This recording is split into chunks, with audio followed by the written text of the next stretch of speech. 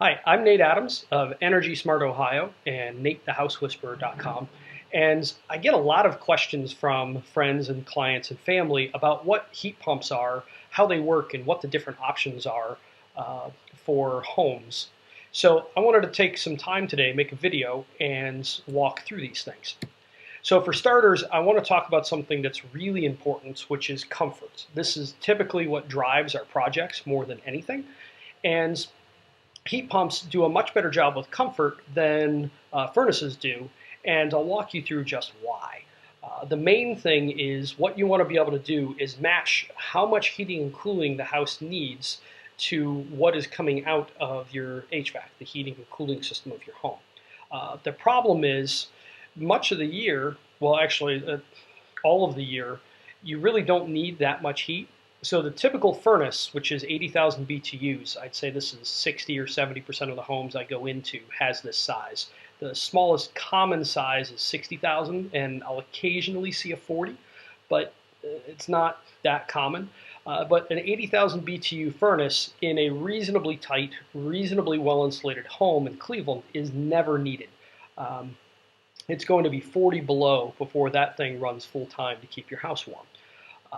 What's much more common is we find that just about every house that's under 2,000 square feet in our fairly cold climate, so this is climate zone 5, there's a total of 8 climate zones. This is fairly cold, not brutally cold, but 99% of the year we are above 5 degrees Fahrenheit, and we find that 36,000 BTUs will heat just about any 2,000 square foot house or less.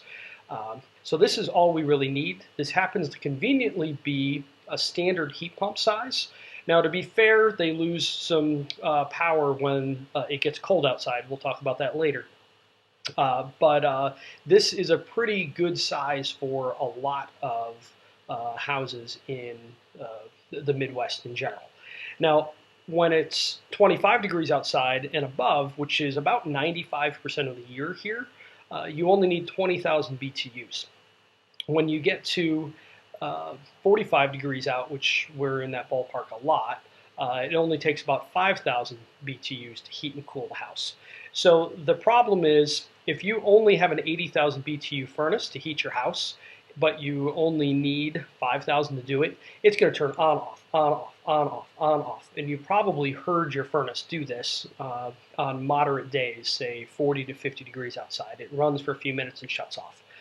That's hard on the equipment, and it's not very comfortable. Heat pumps, because they're typically sized much smaller, can provide much better comfort.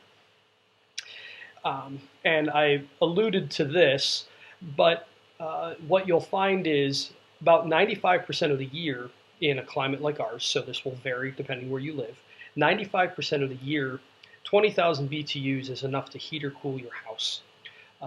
So this is prime heat pump territory where their relatively small outputs match what the house needs far better than any furnace can. So this is one of the reasons we're partial to them, and because we're so commonly called on to provide better comfort for clients, it's a really critical reason. Okay, so that's enough intro. Heat pumps are good for comfort. Hopefully that makes sense. Now, I may have touched on this, actually I haven't just yet, but you actually already have a heat pump at your house, more than likely. If you have an air conditioner, you have a heat pump. All a heat pump does is take heat from one place and move it to another. So an air conditioner is actually a heat pump. It's taking heat from inside your house and ejecting it outside. It's not actually cooling the house technically, it's removing heat. And so an air conditioner and a heat pump are exactly the same piece of equipment. Almost every air conditioner out there has a heat pump model. All it does is allow the refrigerant to go both directions, and it can heat and cool. And it's not a huge amount more generally. It's typically hundreds of dollars extra for the equipment. So it's not a massive price difference. All right. Now, what heat pumps do, like I said, they are moving heat, not making heat. And as I mentioned, an air conditioner is a one-way heat pump. So this is a little bit tricky to wrap your head around, but you actually have some really typical stuff in your kitchen that we'll look at. So a toaster is making heat. It runs all kinds of electricity through these little resistance coils, and they glow red and they toast your toast. But this uses a huge amount of energy, typically 700 to 1500 watts, where, think of an old school big light bulb is 100 watts. That's a lot. In fact, a 1-ton heat pump will burn about 1,000 watts. A 2-ton heat pump will burn about 2,000 watts. So it's about what a toaster uses. So this is a very difficult way to make heat, it uses a lot of energy if you're going to make heat. Now, the better way is to move heat. And it seems strange to think of there being heat in outdoor air, which is what a heat pump does. It pulls heat out of the cold outside air and moves it into the house. That's what they do. And while this seems crazy, you more than likely have a refrigerator sitting in your kitchen. If you don't, you're probably not watching this because you don't have Wi-Fi. There is warmth inside the fridge, because if you put your hand on the back of the fridge, you'll feel heat coming off. So what a refrigerator does is pull heat out of the cold air inside. That's what a heat pump does too. Now, I mentioned that making heat uses a lot more energy, so it depends on a lot of things, but generally making heat uses 2 to 5 times the energy of moving heat. So when at all possible, you want to move heat, which is what a heat pump does. So that is the basics of how they work, not technically, but that is what they are doing. The technical things, you can go read other blogs like Green Building Advisor or Energy Vanguard, which both have some good explanations of the very technical details of how heat pumps work. But in general, if you can just keep in mind moving heat versus making heat, that is what you want to think about. Okay, so when it comes to looking at the types of heat pumps that are available in homes, there's really 2 categories. So there's ground source heat pumps and there's air source heat pumps. You may hear ground source called geothermal. It's not technically geothermal. Technically geothermal would be pulling heat from a volcano or from a large heat source underground. All that ground source talks about is pulling heat from below the ground, and then when you turn the air conditioner on in the summer, you actually push some of that heat back in. So those are the 2 main types. Let's walk through each type. So we'll start with ground source because there's really only one. The pros are it's more efficient to some degree. There's definitely some arguments here to be made, and I'll be talking about it in a moment. And there's no outdoor unit, so there's no fan unit outside that's making noise or humming or doing anything like that. The cons are they are considerably more expensive, so they cost 2 to 3 times as much as air source heat pumps. The tax credit, it's up in the air as I record this, so it looks like it's not going to be renewed. It had ended at the end of 2016. It may or may not get renewed. And if there isn't a tax credit, it really makes the math on these things very hard if it wasn't hard enough already. One of the big things we find is we've seen several clients who bought a geothermal heat pump, but their house is still very uncomfortable. And the problem is they spent their money on the geothermal and they don't have money left over for air sealing and insulation, which can actually solve their comfort problems. So that stinks when that happens.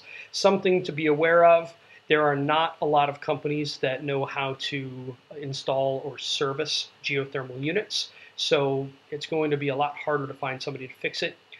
Because much of the system is underground, because they run heating loops or heating tubes underground that flow water or coolant through them, a lot of repairs will require digging things up. Because there's also some controls that usually get buried. And like I said, the energy savings are questionable. So we have one client that I'll show you in just a moment. They are using about double the energy of a very similar home that we did an upgrade on that has an air source heat pump. So the energy savings is up in the air. It can be good if the house is efficient. If it's not efficient, it's not necessarily a great idea. So something else to be aware of, it used to be very true to say that ground source was more efficient than air source, But with some of the recent models coming out, that gap is closing, so it's not as big of a difference anymore. This is the house that I was mentioning. So it's a really cool house. It has this big bank of windows in the back of it, and it looks out on a bunch of trees and down into a valley. The place is really beautiful. I find very consistently our clients have beautiful backyards with very uncomfortable houses, so they have to make the house work. But what we find is they had spent so much money on the geothermal heat pump or the ground sourced heat pump on this house that they didn't have the money left over to tighten the house so they could solve a bunch of comfort problems that they had. And that really stinks. That was frustrating. Because if we had had the difference between a ground source heat pump and an air source heat pump, that would have covered about 2/3, maybe even 3/4 of the work that they needed to do. And that was including the tax credit. If you take the tax credit out, we could have done the upgrades to the house and had money left over versus installing a ground source heat pump. So that's a very frustrating situation to be up against. And this client hasn't done anything yet, and it bums me out. So it has changed my stance on geothermal. I prefer air source generally. Okay. Now, the one exception to this is if you have a very large home, geothermal can pencil. The only thing that I ask is have someone do the math who is doing a good energy model, not a simple little, we're going to type a few things in and it'll spit a number out. It needs to be a serious program that can calculate how much energy the house is going to use with a fair degree of accuracy. There's 5 or 10 programs easily out there that can do that. Now, let's move on to Airsource. So the pros of it are it can deliver very good comfort, like I said, because it will match what the house needs. It's much less expensive than ground source. The higher end of Airsource heat pumps is very quiet. In fact, one of my clients was talking to his neighbor across the fence, maybe 15 feet away from the outdoor unit. And his neighbor's like, so when are you going to turn that thing on? And my client answered, well, it's running now. So it's quiet enough that you can lean on the thing and talk, but that's only when you get to the higher end units. Because it's a fairly standard technology and you don't have to dig anything up, it's much easier to get service. You can call a lot of companies and get service on an air source heat pump. Now, the bad part is, like I mentioned earlier, the performance declines considerably on cold days, and the lower in the line you go, the more that performance declines. So if you are living in a cold climate like we do, you need to go higher in the line to make the math work in many cases. The other con is you get that outdoor unit, the big fan unit outside, or as I joke, this is the droid you're looking for.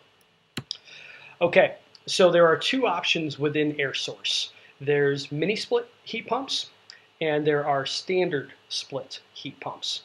So Minisplit is mini because it doesn't have this box in the basement. This is called the air handler unit. It's the fan unit, and then it also has the coil where the heat and cool is either added or taken away from your house. So let's talk about Minisplit first. This is what they look like. This is the inside unit. Sometimes they're jokingly called wall warts. I don't find them super objectionable, but a lot of people do. And then the outdoor unit looks very much like the other varieties, which are vertical. These are almost always horizontal. If you've been to Asia or Europe, these things are everywhere. They're not quite as common in the US, but they're definitely becoming more common. Now, the pros to these are you don't need any ductwork. So if you have just one big room, so that's what they're good for, is big open spaces. So if you have a room above a garage that won't heat or cool well, and you don't want to deal with insulating it, you can put one of these in and it can work okay. If you have a great big open space, say like inside a church, that can be a really good fit. And they also perform very well in cold weather. This is hands down the best performance, as long as, again, you're going fairly high in the line. Because there are some cheap ones that don't perform super well, but when you go up in the line, they do very well in cold weather. These have become very common in New England. Now, the cons are poor filtration. So they do have filters in them, but it's not really a filter. It's just this little mesh. And the more we're learning about indoor air quality and healthy homes, the more important filtration is becoming. You want to catch the small little particles in the air. And the filter that comes with mini splits can't filter that sort of thing, and there's no way to add it easily. You also can't do fresh air with them, not as part of the system. So if you have a standard ducted system, you can put a little bit of fresh air into the duct system from the outside, and then that will get circulated. But since the Minisplit has no ductwork in general, there are ducted versions, but the most common ones do not have ducts. There is no fresh air capability because you can't add any air because there is no ductwork. As far as replacing an existing HVAC system, if you already have a central furnace and central air conditioner, it's generally not a good whole house option unless your house is one giant open space. And it's not a good option to replace existing central units either. So those are the pluses and minuses. Now, standard split, which means you have a unit outside and then you have a box in the basement, a fan box in the basement. There are two different options within these. So you can either do a straight heat pump, which does not have a furnace underneath it, and it just uses, well, either no resistance coils, which are like the toaster that I showed earlier, or you can have a hybrid system which has a furnace underneath. So the standard split, when it's a heat pump only, all it has is a box in the basement, and you can't see it. It's actually up here at the top. There are resistance coils that look like a toaster on steroids. And then outdoor, it has a tall vertical unit as opposed to the mini splits, which are almost always a horizontal fan. And the other thing you want to note is, it's a little bit tough to see in this picture, but every heat pump should be on legs. They need to stay above the snow level. If you live someplace where you get a lot of snow, you want to go out and shovel around it. That's part of the gig with these things. Now, the big question that I get is what happens on the really cold days? Because when it gets very cold, houses take more to heat, but the heat pumps are putting out less power. That's when backup heat comes in. So this is a picture of my electric oven, and the backup heat that is in heat pumps or can come with it, it's not a very expensive option, is just like the elements of my electric oven. It can be staged with the heat pump, so you can run the heat pump and the resistance, or just the resistance or just the heat pump, and then some units will have different stages of resistance heat as well. So there's a bunch of different things you can do. This is an all-electric option, so if you're trying to get off of fossil fuels, this is pretty much the best way. If you do this right, you're only going to run into resistance heat a few days a year. So it's going to be that 1% that's below 5 degrees here or below whatever the temperature is where you live. A good HVAC or home performance contractor is going to figure out what your house needs. So the key thing to note here is you aren't going to freeze. Your house will burn more electricity when you get onto the cold days. It will get relatively expensive to heat and cool. We see $15 or $20 a day happening, but you're only talking a handful of days a year. But the key thing is, if you have a standard split heat pump, because they have resistance heat where mini splits do not, you won't freeze. There will be enough power to heat the house. All right, so heat pump only. Let's talk pros and cons. If you buy renewable electricity, there's no fossil fuels involved because this is all electric. You can use this to replace your current central HVAC system, so heating and cooling system. The comfort it provides is spectacular. I can't describe it to you. You pretty much have to come visit one of my clients or visit a home that's been done well. Everything is warm in the houses. They just feel good. And then these are very healthy home compatible. So you can add good filtration. They don't come with that. They have to be added. You can add a fresh air system, and you can add dehumidification. We're finding that keeping houses dry is critical for making a house healthy and keeping it healthy. particularly in spring and fall when there's not a lot of heating and cooling load. So there are things you can do to add dehumidification for a heat pump, and then some of the models have some really spectacular dehumidification options built in. Now the cons are, since they don't have a great deal of power, you need to match them to whatever your house needs. So it really requires design. You can't just say, oh, we'll take this out and we'll replace it with this. That doesn't work that way. I'd love to say that it does, but it doesn't. So it requires design. You're going to need to do a blower door test, which finds out how much the house leaks, and you can read about blower doors all over my website and all over this channel. And you need to do a load calculation, which figures out how much it takes to heat or cool your house on the typical hottest or coldest day. So to go heat pump only, it may require a home performance project. You may have to air seal and insulate to get the load down to where a heat pump will carry it. And these also pretty much require good installation. So you need a thoughtful installer, and you want a good thermostat that is a good control, because there's a lot of different options that you may need to use with a heat pump only system. So let's take a look at the other type, which is a standard split hybrid system. So this is fairly common, and if you have a furnace already that is new but your air conditioner is old, this is what you would probably do if you don't want to replace the furnace at least. So you can stack a heat pump on top of a furnace. So this is a standard furnace. It's a high-end furnace actually. This is a modulating furnace. So it has a gas pedal, lots of different stages of heat it can put out. And then on top is a heat pump. So these are really nice because you get a full throttle. So the heat pump can start heating at, say, 9,000 or 12,000 BTUs, so where there's not a lot of heating or cooling needed. And then it will have a gas pedal to, in this case, it'll go to 3 tons or 36,000 BTUs, and then it kicks into the furnace and can go up to, in this case, 80,000 BTUs, this furnace. This furnace is in a 4,800 square foot house that was new built, and we actually asked for a 60,000 BTU furnace. So the second smallest furnace you can buy was heating a nearly 5,000 square foot house in a pretty cold climate here in Cleveland.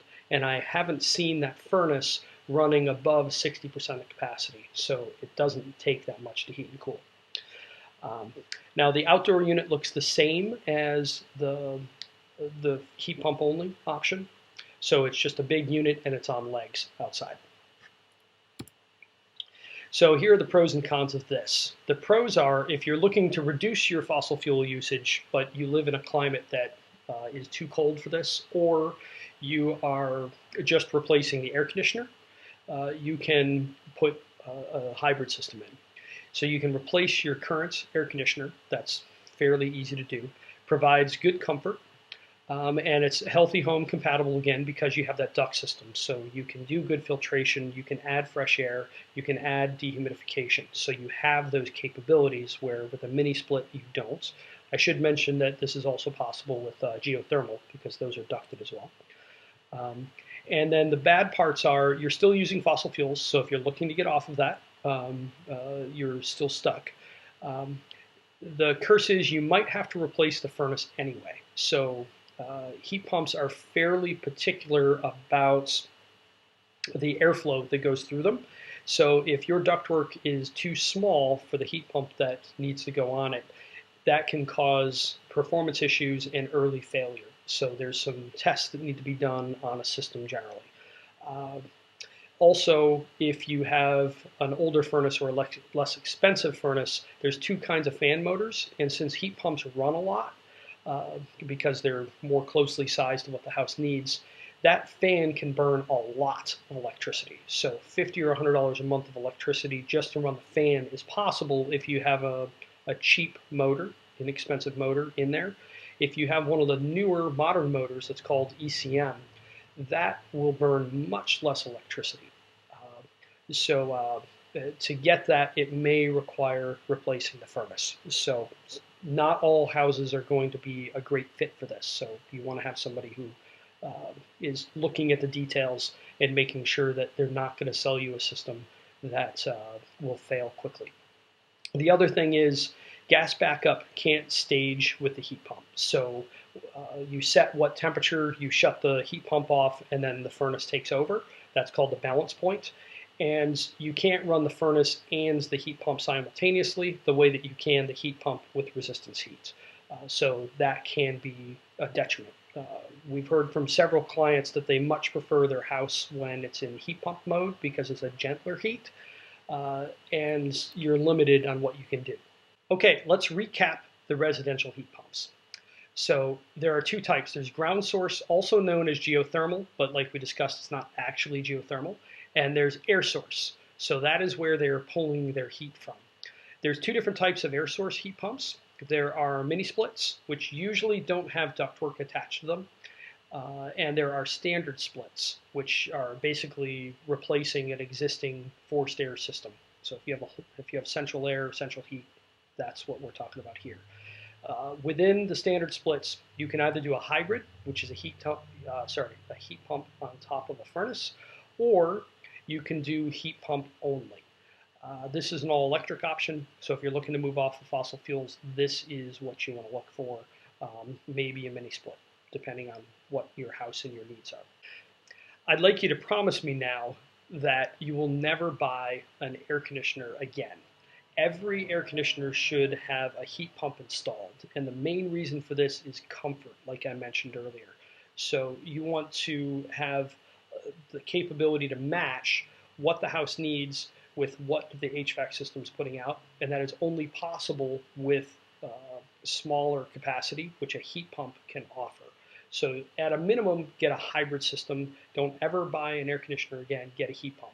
It's not a giant jump in cost between them. Oftentimes it's just hundreds of dollars. It might be $1,000. It's not a huge spread when you're looking at a full HVAC system. And the one thing you're going to get, though, is you're going to get pushback from installers. They're a little harder for them to put in because if they install it in the winter, they have to come back in the summer and check the refrigerant. So the freon that's inside the system, they need to check that those levels are correct. So it makes a little more work for them. So you will get some pushback on that, and that's unfortunate, but hopefully that will change as time moves on. But promise me you won't buy an air conditioner again. You will ask for, at a minimum, a hybrid, and hopefully a heat pump only if that fits your house, because that will provide some spectacular comfort if it's done well. So that's it, how heat pumps work and residential options. So I hope you've enjoyed this, and please subscribe to the channel if you really enjoyed this video. We don't put them out super often, so click that bell, get a notification when they come, and leave a comment below and ask questions if there's anything that wasn't clear. Thanks for watching. I'm Nate Adams.